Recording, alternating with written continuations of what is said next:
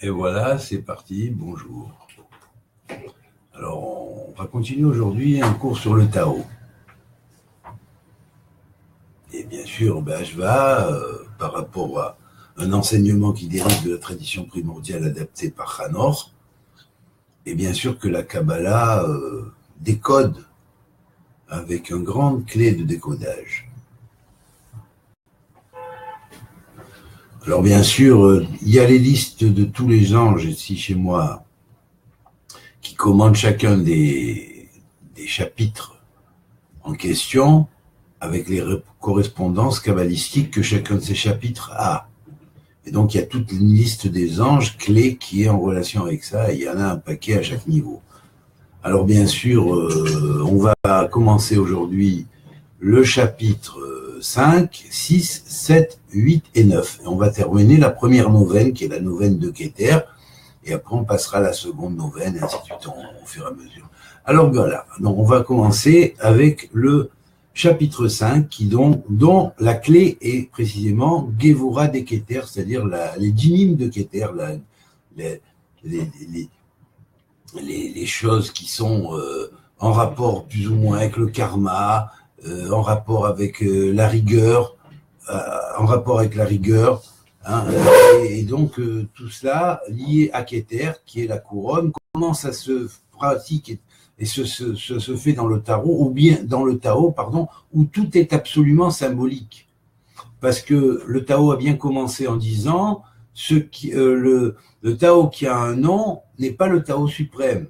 Le Tao que l'on nomme, qu'on dessine quelque chose de lui, même un hiéroglyphe ou une lettre n'est pas le Tao suprême. Donc il y a quelque chose qui se tient au-delà de tout ça, qu'on appellerait le Tao suprême, et c'est ce Tao suprême-là qui est, on pourrait dire, la divinité sans nom, l'innommable. Voilà. Et donc après, le Tao que l'on nomme va représenter la révélation du nom de Dieu que l'on nomme. Entre lui, l'Éternel, qui a fait le monde, et son nom, ils sont un. Mais néanmoins, il est le moi suprême, le Anochi suprême, 81 suprême. Il y a 80 chapitres dans le Tao Te King, et c'est pas pour rien, la valeur numérique de Kisé, qui est Kisé à Kavod, c'est-à-dire le trône de gloire. Donc c'est parfaitement compréhensible. Il y a un niveau maximal auquel peuvent atteindre les sages suprêmes, qui est le niveau du trône de gloire. Et bien malgré tout, bon, Dieu est au-dessus du trône de gloire, mais le trône de gloire, certes figuratif, il va représenter le Tao qui a un nom quelque part. Voilà. Alors voilà, donc tout ce qu'on va décrire ici dans le Tao, bien sûr, n'est pas à prendre au pied de la lettre, et le Tao l'annonce dès le début. Donc ne prenez pas ça au pied de la lettre. Ce sont des symboles qui vous permettent de comprendre quelque chose de métaphysique qui est caché derrière. Alors, on est sur donc la sphira de Gevura, de la rigueur. N'oubliez pas non plus que les sphirotes sont Bélima, elles sont sans ma, sans maout, c'est-à-dire sans... On ne peut pas les attraper non plus, on ne peut pas les dessiner, hein, donc elles dérivent du Tao automatiquement. Hein, même si elles ont un nom, donc du Tao avec nom. Mais c'est le Tao nommé, avec les noms de Dieu qui sont à l'intérieur, représentent tous les noms du Tao. Alors bien sûr, l'univers, on est dans la Gevura de Keter, la Keter qui est la couronne suprême, celle qui est représentée par 620 piliers de lumière, contenant tous les organes du corps glorieux et les 7 plans du corps glorieux. Alors bien sûr, le sage suprême qui atteint à la Keter a atteint au niveau maximal du Tao. Il a compris tout. Voilà. Et reçoit directement de l'infini de Dieu, béni soit-il. Et il a atteint le trône. Et du trône, et d'au-dessus du trône, lui vient le Shefa. Alors, le Shefa qui est l'influx. Alors voilà, alors l'univers n'a point d'affection humaine.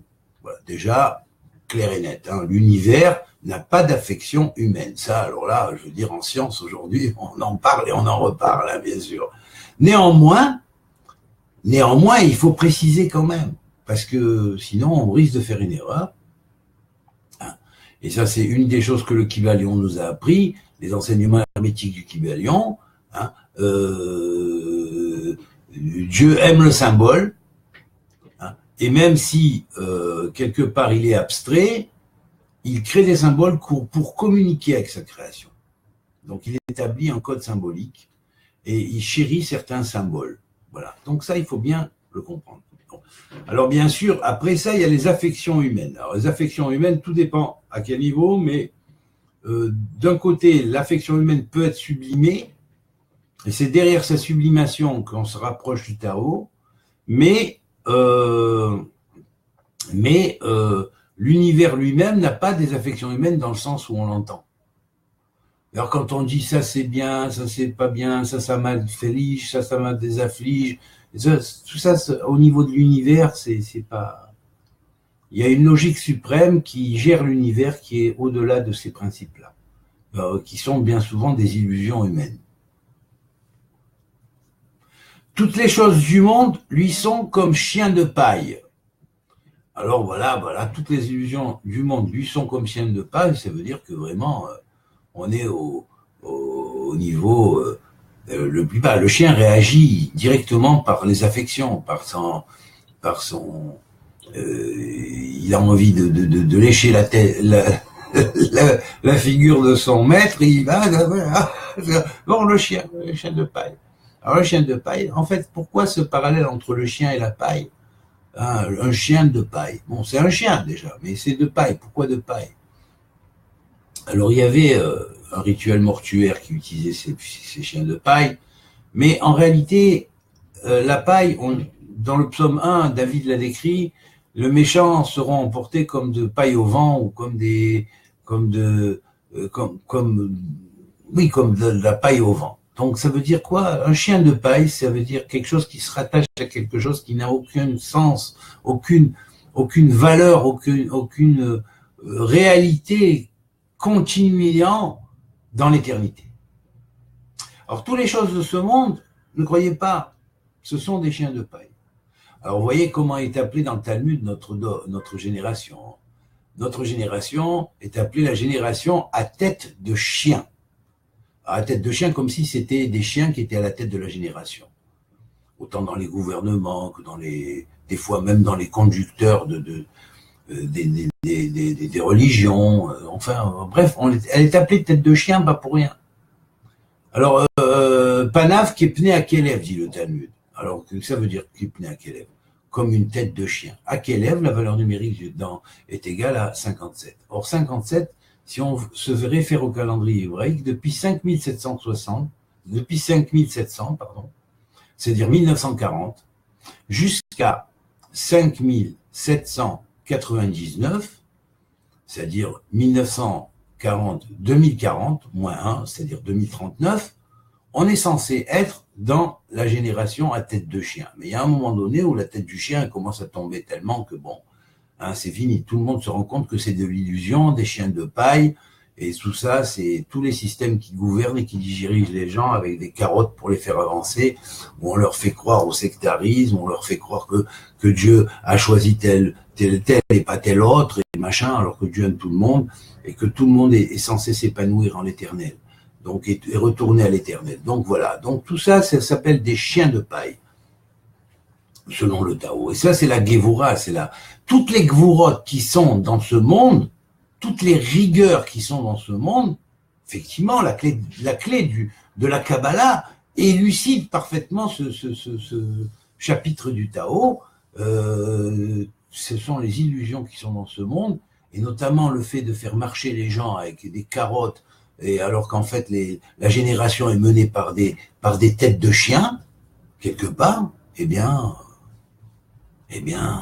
justement, c'est ça qui fait que les djinim vont sévir, c'est-à-dire les rigueurs, le karma, les souffrances, et des fois même certaines discordances dans la nature. Voilà, dissonance dans la nature. L'univers est pareil à un soufflet de forge. Alors la notion de soufflet de forge, on la retrouve aussi dans le Sefer Yetzira, quand Dieu frappe les lettres. Là, ici, il va y avoir le grand nom de grand forgeron, et donc il frappe les lettres, et en frappant les lettres, il sort des étincelles, et ces étincelles forgent ce qu'on appellerait quelque part aussi l'épée de l'amour. Donc dans ce même creuset de la rigueur et de la justice divine se forge l'épée de l'amour. Or l'épée de l'amour, c'est précisément l'épée qui teste ceux qui sont élu et reçu par l'Éternel, parce que le mot Khérev, qui est l'objectif du battage du fer par le forgeron, eh bien, effectivement, ça va être pourquoi? Ça va être pour faire que tout le monde ait droit à la rédemption et que l'amour se répande dans le monde par la grâce de l'épée d'amour, mais que l'épée d'amour teste aussi toutes les personnes, tous les gens. Et tous les gens qui sont testés par cette épée d'amour, ceux qui passent pas, ben, tant pis pour eux, c'est un problème qu'ils ont à eux. C'est un problème à eux. Ceux qui vous mettent la haine dans le cœur, au nom de l'histoire, il faut pardonner. Surtout quand son prochain se comporte différemment aujourd'hui. Alors quand je veux dire, bon, oui, alors il y a des juifs, ils sont là, ouais, les chrétiens, ils nous ont fait, oui, d'accord, ils ont fait à une époque où ils étaient falabraques comme ceux de Daesh aujourd'hui. Mais dans 100 ans, ou dans 50 ans, ou dans peut-être 10 ans, même pas, peut-être. Hein, ils vont tous revenir en tchouva, ceux-là, tu vas pas leur reprocher, on reproche pas à quelqu'un qui fait tchouva. Alors tu le sais, c'est marqué dans la Torah. Alors donc, c'est fini. Les haines des temps antiques, mettez-les tous aux poubelles, une fois pour toutes. Et comprenez que c'est la seule manière d'arriver à la paix, parce que sinon, si vous vous basez toujours sur le passé, vous réactualisez le karma et vous créez un karma semblable qui va continuer, c'est tout. Je suis obligé de mettre un peu les pendules à l'heure, donc là, je suis obligé d'être un peu rigoureux, disons, pour exprimer les choses. Alors, bien sûr, attention, il y a une Mishnah là-dessus qui dit le forgeron, quand il forge et qu'il y a une étincelle qui risque d'aller enflammer la boutique d'en face, ça veut dire, bon, tu fais ton travail sur toi, hein, mais attention, tu travailles tes lettres, tu travailles ta spiritualité, mais attention, si en travaillant ta spiritualité, tu brûles la maison d'en face, parce que tu envoies une étincelle qui ne doit pas aller là-bas et tu n'as pas le contrôle dessus, tu as frappé trop fort, ou tu n'as pas mis ton magasin à la distance qu'il faut, de façon à ce que ça ne risque pas, les étincelles en frappant sur l'enclume ne risquent pas d'altérer la maison du coin ou de brûler la maison du coin, ben voilà, donc là, si tu as pris tes responsabilités, il n'y a pas de problème. Si tu n'as pas pris tes responsabilités, il risque d'y avoir des contre-coups. Voilà, alors les contre-coups, c'est ça. Alors voilà, donc il faut le travailler avec amour. Dieu, lui, sait frapper les lettres, sait frapper les noms des anges et leurs lettres pour l'épée de l'amour, l'épée des mondes, mais on n'est pas tous à ce niveau-là. Alors donc, bien sûr, hein, si on ne sait pas frapper comme il faut, nous, en tant que forgerons sacrés, qui devons forger notre épée d'amour dans notre cœur, nous qui devons donner à chaque lettre sa forme et ses ciselures en nous, de façon à posséder la Torah en nous, ben voilà, donc ça, si c'est mal fait, ben voilà. Il y a un problème, ça brûle à côté, alors c'est pas bon. Voilà. Alors, bien sûr, l'univers est pareil à un soufflet de forge, vide, il n'est point aplati. Pardon. Vide, il n'est point aplati. Plus on le meut, plus il exhale. Plus on en parle, moins on le saisit. Mieux vaut s'insérer en lui. Ah, ça c'est parfait. C'est parfait. C'est-à-dire qu'en fait, c'est pas toujours comme ça. Là, le texte dit plus on en parle, moins on le saisit. Alors tu parles, ferme le Tao carrément et ne dis pas un mot là-haut. Mais oui, il a continué à dire, il a parlé, donc ça veut dire il faut pas le prendre au pied de la lettre. Il faut être intelligent, réfléchir un peu. Et quand on a la clé et qu'on trouve que c'est relié à la sphira de Din, de la justice, alors on comprend très bien que quand il est marqué mieux vaut s'insérer en lui, ça veut dire rentre dans la justice divine. Abandonne tout. Laisse tomber l'explication. Quand la rigueur sévit, quand le karma sévit en toi, quand tu as un contre-coup de ce que tu as pu semer qui n'a pas été positif, c'est pas le moment de parler. Tais-toi. Intègre, vis. Rentre en lui. Et quand tu rentres en lui, alors après, bien sûr, tu peux être toi-même à l'image de la justice, et à ce moment-là, tu deviens un vrai juste, et donc tu vas continuer. On va passer au chapitre suivant, qui est le chapitre 6, qui lui est le Tiferet de Keter, c'est-à-dire comment on va rétablir l'harmonie et l'équilibre grâce à cette espèce d'alchimie kabbalistique sortant du Keter, du Tiferet de Keter. Alors l'esprit de la vallée ne meurt pas. Alors là, attention, c'est pas une vallée normale, mais vous allez voir et vous allez comprendre. Et là, il faut la clé kabbalistique, sinon on comprend que dalle. Alors l'esprit de la, comme quoi tout ça c'est venu d'Enoch à la source. Vous comprenez, c'est tout. Alors, l'esprit de la vallée ne meurt pas. Qu'est-ce que ça veut dire? Ça veut dire l'esprit de la vallée, Geva en hébreu. Geva en valeur numérique, mais c'est 75. 75, c'est Cohen, c'est la loi du Tikkun. Ça veut dire la vallée va symboliser le point où il faut faire le Tikkun, et c'est l'esprit de la vallée qui va veiller à ce qu'on fasse le Tikkun. Alors bien sûr, c'est très intéressant parce que quand, comme dit Philon d'Alexandrie d'ailleurs, hein, eh bien, lorsque Caïn et Abel, symbole de, disons, de l'animosité originelle entre deux principes opposés, hein, l'un se contient, l'autre ne se contient pas, et il dévore l'un, hein, et donc voilà, alors donc c'est ça. Alors à la base, ce principe-là, mangeant l'autre principe ou le tuant, si on peut dire, le muselant totalement, quoi, je veux dire, l'empêchant totalement de s'exprimer, hein, eh bien, où est-ce qu'ils vont s'affronter? Ils vont s'affronter dans la vallée. Et à celui qui a le plus d'arguments, dit Philon, pour démontrer à l'autre qu'il a raison. Et puis à un moment donné, Caïn perd ses arguments, et alors il n'a plus qu'un seul recours, c'est la violence. Et voilà. Et là, on est dans l'assassinat du Verbe, représenté par Abel, par le principe ayant la potentialité de recevoir le Verbe et même d'aller plus haut, puisque la dimension de Caïn est plus haute que la dimension d'Abel, eh bien, ces dimensions-là, en ne voulant pas écouter la dimension qui la prépare à être mieux, eh bien, elle a dévoré l'autre, elle a tué l'autre. Voilà. Alors donc, l'esprit de la vallée ne meurt pas. L'esprit de la vallée, c'est-à-dire cet endroit où s'harmonisent ou se disharmonisent les forces contraires, il ne meurt pas. C'est-à-dire que c'est quelque chose qui est partout dans tous les mondes. Cet affrontement, hein, de ces deux principes opposés, il existe dans tous les mondes. Là réside la femelle obscure, et c'est à cet endroit-là que réside la femelle obscure. Quelle est la femelle obscure? Si la vallée est le symbole de la sphère de Yesod par lui-même, hein, ok, d'accord, si on est Klali en Tiferet, mais la vallée elle-même a une fonction yesodique. On pourrait dire que quand on parle de la vallée, ici on est dans Yesod de Tiferet de Keter, hein, ici au niveau du Tao où il en parle, et alors là, bien sûr, le Yesod, il prépare le Malchut, mais là quand il n'y a pas de dialogue dans la vallée, et qu'il y a opposition entre deux forces opposées, alors c'est quelque chose d'universel qui existe dans tout l'univers. Vous verrez, vous écouterez des cours de physique, vous verrez que ça existe. Vous écouterez des cours de cosmologie, vous verrez que ça existe. Et ça existe à tous les niveaux. Là réside la femelle obscure. La femelle obscure est le principe de l'abîme. Voilà. Tel que le dit Ralbag dans Sefer Milchamot Hashem. Alors dans lui, de la femelle obscure, réside la racine de l'univers. Oui, eh ben oui, il faut passer par l'abîme.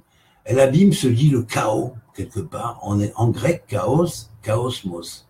Le chaos va engendrer le cosmos. Mais Adam, dans un premier temps, il faut passer par cette espèce de grand vide. Et oui, eh ben oui, c'est comme ça, on le voit. Un tout petit atome, d'atome, on pourrait dire, un puissance 10 puissance 40, moins 43 centimètres ou millimètres, pardon, et bien c'est ça qui a fait l'explosion globale. D'après la Torah, c'est le chiffre. Hein. Maintenant, les physiciens, ils ont peut-être une autre version d'après leurs mathématiques, mais moi je préfère cette version-là, parce qu'elle vient d'en haut, et plus évoluée qu'eux. Donc là, il y a eu l'explosion, et là, ça a été le point de départ du Big Bang. Alors bien sûr, c'est vrai que cet atome, il s'est trouvé dans un vide total, quoi, je veux dire. Un vide total. Alors c'était la fameuse obscure, et puis à partir de là, la lumière jaillit. Alors la lumière, c'est la lumière de Tiferet qui va équilibrer les mondes. Alors subtil et ininterrompu, il paraît durer, sa fonction ne s'épuise jamais. Et voilà. Et là, on est la racine de l'univers, c'est la racine de l'univers, c'est la racine, c'est le Hémet. Le Hémet est lié à Tiferet. Voilà. Alors on va continuer maintenant avec Netzar de Keter. Alors le ciel subsiste, ben ça va bien justement, on commence à parler du ciel, vous voyez, c'est en rapport justement avec l'astrologie, toutes les sciences astrales, vous voyez comme quoi le plan est vraiment juste, puis paf, on tombe sur Netzar, Netzar est lié à comment dirais-je, à la cosmogonie et l'astronomie et toutes les sciences astrales et cosmos. Donc le ciel subsiste et la terre dure. Alors ça veut dire le ciel subsiste, quelque part, il est dans un espace-temps différent. Et puis la Terre dure, elle dure dans le temps. Elle est plus liée à notre temps. Pourquoi le ciel subsiste-t-il et la Terre dure-t-elle? Parce qu'ils ne viennent pas, ils ne vivent pas pour eux-mêmes. Voilà ce qui les fait durer. Et là, c'est inclus autant le ciel que la Terre, bien sûr, parce que le ciel, c'est quoi? Le ciel, c'est des tas de terres en puissance, sauf qu'elles sont à différents niveaux de développement. Quand on parle de terre, en général, on parle de Haaretz, ça représente une fonction précise de ce qu'on appellerait la dimensionnalité terre, mais le Midrash Rabbah en donne 10, et puis un autre Midrash en donne 7. Alors ça veut dire, c'est vrai qu'il y a 7 niveaux qui sont parallèles dans l'un Midrash et dans l'autre, et puis dans le Midrash Rabbah, il rajoute trois dimensions de plus. Voilà. Et il y a donc 10 niveaux de terre. Ce qui permet en fait de faire 7 fois 10 égale 70. Ça fait 70 aspects de la Torah, c'est pas pour rien là-dessus. Donc c'est tout ce qui est habitable, possiblement habitable, on peut le juger comme ça. Il y a des niveaux d'avance dans chaque planète, dans son évolution. Ça peut aller du niveau 1 à 70.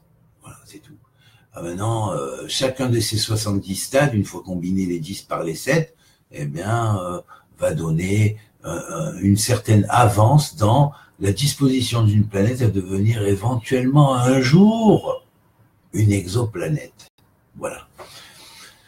Alors voilà, bon ben donc pour ça il faut que le ciel assiste, il faut qu'il envoie de l'eau. Donc comment il va envoyer de l'eau? Par des comètes. Paf, les comètes vont taper cette terre en formation qui a un niveau très très très primitif, niveau 1, niveau 2, de 70, et puis après, pas qu'avec l'eau, quand elle va arriver à 4, 5, 6, 7, 8, ça va commencer à se développer, et puis après, on va arriver à, par exemple, à 60, ou même à 50 déjà, et toutes ces gradations, et ce 60 et toutes ces gradations, jusqu'à 70 et toutes ces gradations, la Terre devient de plus en plus habitable, de plus en plus proche d'une exoplanète représentant la Terre. Voilà. Donc, on est vraiment dans le secteur, quoi. Alors parce qu'ils viennent, ils ne vivent pas par eux-mêmes, pour eux-mêmes, voilà ce qui les fait durer. En fait, dans la conscience intra-atomique, on pourrait dire quantique de l'univers, ciel et terre, Dieu a mis une espèce de semence graine qui fait que le ciel et la terre, ne vivant pas pour eux, ils perdurent. Pourquoi ? Parce que chacun vit pour l'autre. Et cette fonction-là, ça s'appelle la fonction d'amour, c'est la fonction, selon même les philosophes grecs, les anciens, les présocratiques, c'est la fonction qui maintient toute l'unité en place. Et par l'unité, et par la fonction d'amour, les atomes se rapprochent et l'univers, au lieu de se disloquer, s'unit. Voilà, s'unifie. Alors le saint, c'est-à-dire le tzaddik, le juste, se met en arrière. Il est donc mis en avant. Alors prenons l'exemple de la sphira de Netzar, c'est Moshe, donc ça va très bien avec Moshe. Moshe se met en arrière par son humilité, c'est pareil, donc c'était un taoïste né, quoi, je veux dire. Alors voilà, et il est donc mis en avant. Il néglige son moi. il n'existe pas pour lui, il existe pour les autres, pour faire le bien à autrui autour. Hein. Et son moi se conserve. Il devient quoi? Il devient un soi. Voilà. Parce qu'il est désintéressé, ses propres intérêts sont conservés et préservés. Voilà. Et là, on a fini le chapitre. Alors, ça veut dire quoi? Bon, les propres intérêts, c'est les intérêts spirituels, durables, puisqu'on est dans la sphira de Netzach ici, on n'est pas dans le matériel. Hein. De toute façon, les premiers chapitres, c'est toujours dans le Keter, donc on a de la peine à trouver une allusion au matériel réel, vraiment. Bon, si ce n'est que réel, mais dans le sens de la symbolique d'évolution vers les sphères supérieures. Voilà. Du Tao avec nom à l'intérieur de représentants dans l'univers, représentant l'univers. Alors la bonté suprême, alors on est dans le chapitre 8 qui est lié à Hod de Keter. Hod, c'est une sphère de Tikkun. Hein. Alors bien sûr là-dessus, c'est vrai que on dit Hod, attention, il faut être comme Aaron, prêcher la paix autour de soi, harmoniser. Que faisait Aaron? Il allait vers l'un qui était en dispute avec l'autre, il lui disait, tu sais, ton ami, il m'a dit que, tu sais, je pense qu'il a de la peine que tu te sois éloigné de lui. Et puis après, il allait voir l'autre et lui disait, tu sais, je pense que tu devrais faire la paix avec, parce que, en fait, tu lui manques. Voilà. Et comme ça, Aaron arrivait à faire la paix entre les gens, et c'est cette paix-là, ça s'appelait mettre le shalom. Voilà. Voilà. Alors la bonté suprême est comme l'eau. Vous voyez, l'eau, elle s'adapte à toutes choses. Quand de l'eau passe sur ce cristal, hein, eh bien, elle va embrasser la totalité de ses pourtours. Vous voyez, par exemple. Donc, d'où l'eau donne à chaque chose la possibilité de s'exprimer en tant que chose, mais en même temps, quelque part, elle emprunte la forme, elle est le moule de chaque chose. Un moule qui est fragile puisqu'il est liquide, mais un moule néanmoins. Et ce moule les choses quelque part, si on pourrait dire, sur le plan spirituel. Alors bon, la bonté suprême est comme l'eau, qui favorise tout et ne rivalise avec rien. En occupant la position dédaignée de tout corps humain, elle est toute proche du Tao. Voilà pourquoi l'eau va représenter ce qu'il y a de plus proche du Tao. Et voilà, on a un exemple, on ne peut plus, dans la Torah du Tikkun, qui va commencer par Ve'arolam haïta tohu vavohu, et le monde était tohu vavohu, presque Tao, hein, tohu vavohu et bohu, hein, forme et vide, hein, chaotique, hein, Verocher al penteum, le sombre planait au-dessus du théum. Alors Rocher, on peut l'assimiler à la femelle obscure, hein, au-dessus de l'abîme, hein, bien sûr, c'est logique. On l'avait vu dans le chapitre précédent, dans un des chapitres précédents. Et puis après, on va voir que Veruach Elohim erachefet al pene hamayim, et le souffle de Dieu planait au-dessus des eaux. Ça, le souffle de Dieu, ça va être un peu quelque part le même souffle qui va être au-dessus de la vallée. Hein. Mais là, quand il est au-dessus de l'eau, c'est parfait. L'eau, c'est ce qui permet à tout ce qui est végétal de germer, même dans la vallée. Donc, voilà, donc automatiquement, le souffle de Dieu dit, Vayomer Elohim, et Dieu dit que la lumière soit, la lumière fut. Voilà. Donc, on retourne au Bereshit ici. Alors, la bonté suprême est comme l'eau. Hein, c'est la bonté suprême, l'univers est formé et reformé après une brisure pour son tikkun à partir de là, de la bonté et de l'amour, hein, puisque le premier jour de la création est en relation avec un jour d'amour et de lumière, mais cette lumière éclot au-dessus des eaux. Pourquoi? L'eau est proche du Tao. Donc l'eau dont on parle dans Bereshit, c'est une eau qui est proche du Tao. N'allez pas chercher une eau comme ça, c'est une eau qui est proche du Tao. Néanmoins, elle va donner l'eau comme ça après. Vous voyez? Et l'eau symbolise aussi la Torah. Alors, on va dire, en s'occupant... Alors, bon, pardon. Qui favorise tout et ne rivalise avec rien. Donc en occupant la position dédaignée de tout être humain, elle est tout proche du Tao. Sa position est favorable, son cœur est profond, son don est généreux, sa parole est fidèle, son gouvernement est un ordre parfait, elle remplit sa tâche, elle agit à propos, elle, en ne rivalisant avec personne, elle est irréprochable. Alors bien sûr, c'est évident, c'est pas que de l'eau physique dont on parle ici, c'est une sorte d'eau, comme on dit, la Torah est semblable à l'eau.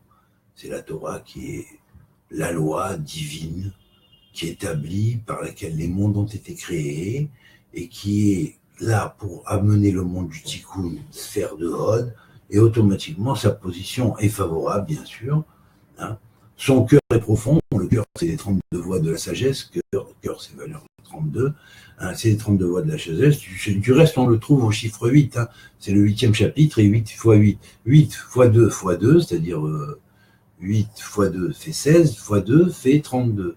Donc c'est logique, on est dans un quaternaire du chapitre 8, et on arrive à 32, qui va être le nombre des voies de la sagesse. Hein. Alors bien sûr, après, dans la Kabbale, et ces 32 voix vont symboliser 10 lettres, 10 sphirotes et 22 lettres. Alors donc, son cœur est profond, il est profond, comme c'est marqué d'ailleurs, regardez le Midrash comme il est fort, un Midrash dit, si tous les océans étaient d'encre, alors les océans c'est de l'eau, hein.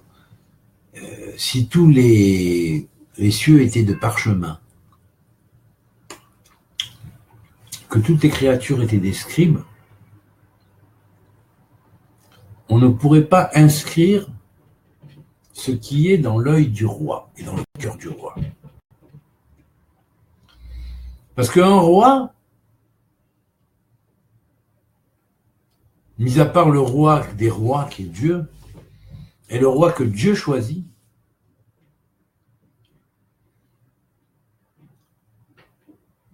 il veut tout dévorer le monde. Il convoite tout. Son cœur convoite, son œil convoite, son cœur accomplit, et il veut tout dévorer. Et regardez, presque toute la liste des rois, c'est presque tous c'était des dictateurs. Mais ils ont été qu'au bout de leurs possibilités. S'ils avaient eu plus de possibilités, ils auraient agi sur plus. Il y a eu très peu de bons rois. Dans toute l'histoire de l'humanité, il y a eu peu de bons rois. Voilà. Et le bon roi, en fait, le pouvoir, disons, c'est le pouvoir qui conduit à ça. Il y a peu de gens qui ont le pouvoir et qui n'en usent pas et n'en abusent pas, surtout. Son cœur est profond, son don est généreux, donc ça c'est, on parle de la Torah elle-même, et sa parole est fidèle, bien sûr, elle a été aussi amenée par Moshe, qui est le pasteur fidèle, et dont Aaron était le frère, il y a la sphira de Hod. Son gouvernement est un ordre parfait, bah oui, bien sûr. Elle remplit sa tâche, elle agit à propos. Et en rivalisant avec personne, personne ne rivalise avec elle et elle est irréprochable. Voilà. Ça, c'est la symbolique de l'eau, symbolisant aussi la Torah, et symbolisant ce qui est le plus proche du Tao, c'est-à-dire de l'innommable. On passe au chapitre 9, qui est Yesod de Keter.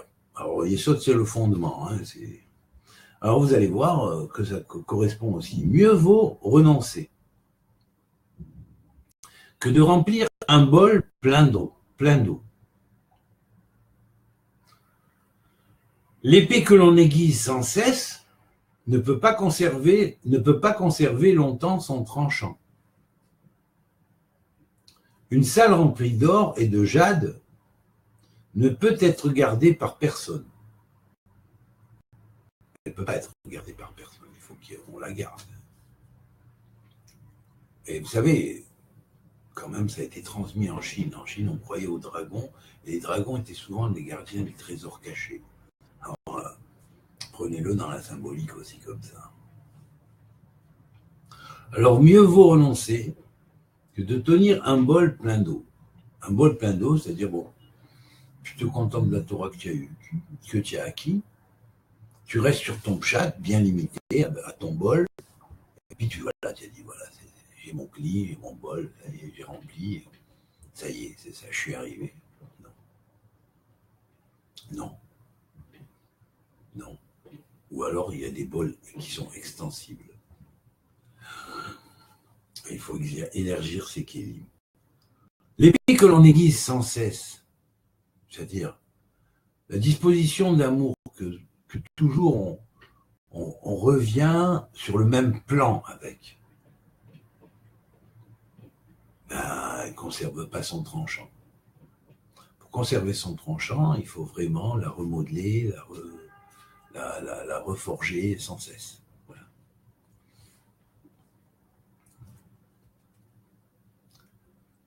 Une salle remplie d'or et de jade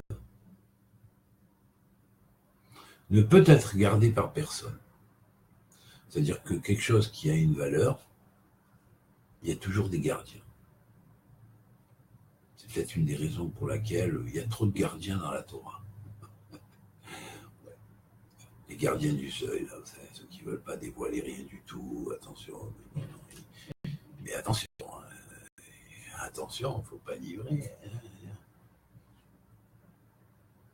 C'est loin d'être ce que vous avez exprimé, bien sûr. C'est loin.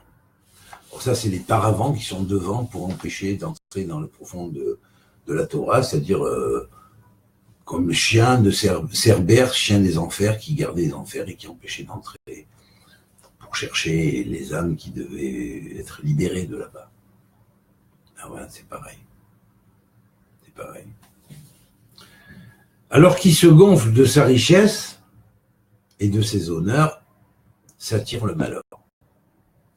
Alors se gonfler de sa richesse, peut-être même sur le plan spirituel comme sur le plan matériel, et le Pirkei Avot dit quand tu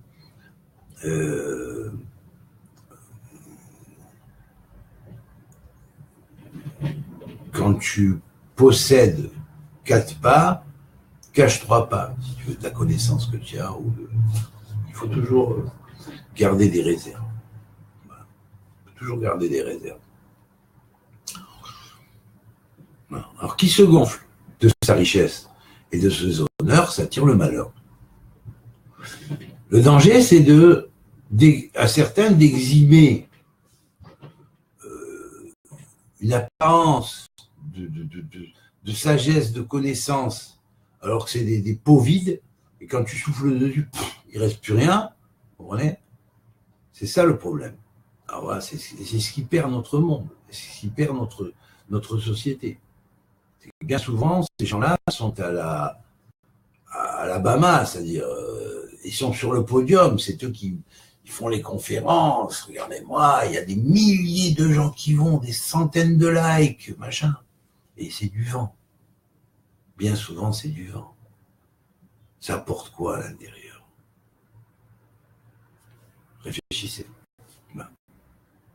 L'œuvre une fois accomplie, retire-toi. Alors ça, c'est la vraie sagesse. Hein? Faire comme Dieu, qui est le Semeur suprême, qui sème, il sème, et il ne pense pas à la récolte, il laisse les choses à part. Donc, c'est pour ça qu'il faut agir de même. Voilà. L'œuvre, une fois accomplie, accomplis l'œuvre. Hein, mais ne pense pas, retire-toi. Ça ne sert à rien. Il ne faut pas courir. Il y en a de nombreux qui courent, vous savez, qui courent après la couronne royale. Ils courent après les honneurs, qu'on leur baise les mains, qu'on leur dise, machin. C'est quoi tout ça? Les anges, quand ils voient ça, mais ils s'esclavent de rire. Hein, ils se plient en 4, en 15. C'est quoi ça? Ça correspond à quoi ça? Réfléchissez. Hein? Donc, ce qu'il faut bien voir, c'est que c'est vraiment profond. Le vrai sage abandonne.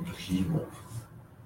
Comme a dit un sage, très connu il y a 2000 ans, dont certains n'aiment pas du tout entendre prononcer le nom, mais j'en ai rien à faire. Hein, voilà, c'est tout. Hein. C'était un vrai sage et un bon juif, en dehors de ce que certains en ont dit et ce qu'ils ont pu raconter comme exécrabilité sur cette personne. Eh bien, il a dit comme ça.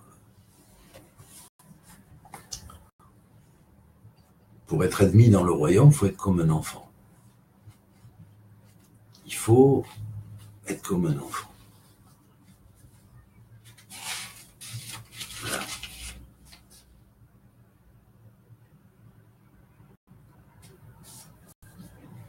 Celui qui est désintéressé, ses intérêts se préservent. C'est tout. Donc, voilà. Voilà, chers amis. Alors, je vais dire bonjour quand même à quelques personnes qui étaient là.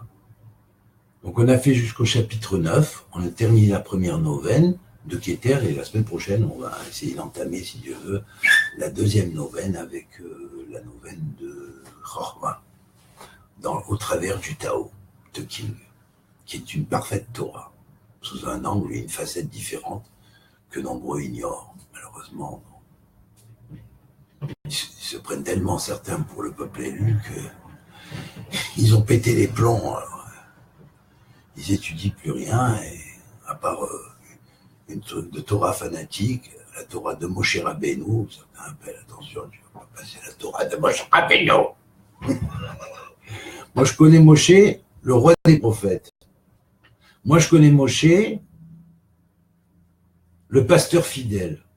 Moi, je connais Moshe, le prêtre roi. Moi, je connais Moshe sous le nom du grand législateur. Celui qui vient attester une bureaucratie de la religion, je ne connais pas ce Moshe-là. Et on ne me le fera pas gober. Voilà.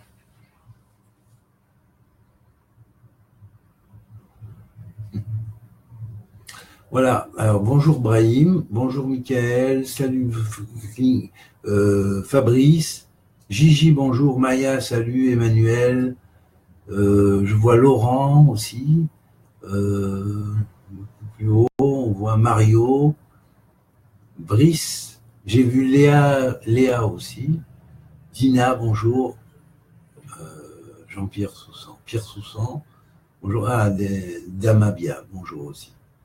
Giuseppe, comment vas-tu? Voilà. Bon, bonjour à tous, et je vous souhaite un Shabbat Shalom, hein, et accueillons le vrai Shabbat tous ensemble,